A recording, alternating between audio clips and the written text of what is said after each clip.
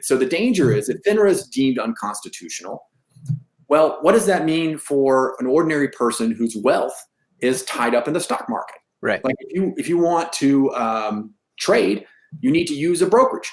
So the brokerage has to be a member of a securities association.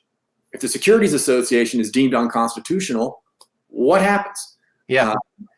And so there, as we're getting into this realm of uncertainty, many brokerages might decide to shut down operations until there's some kind of curative legislation. So that could be 2 weeks. How long would it take Congress to fix it? So what happens if the U.S. stock market shuts down for 2 weeks?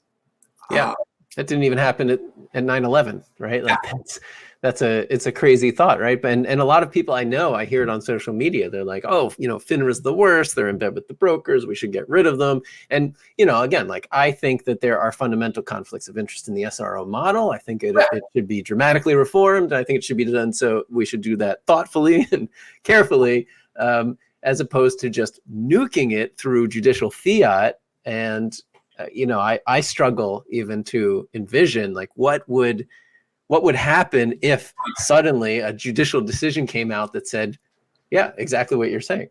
One way to think about this is that you can imagine, a bicycle, riding down the street, and somebody throws a stick into the spokes.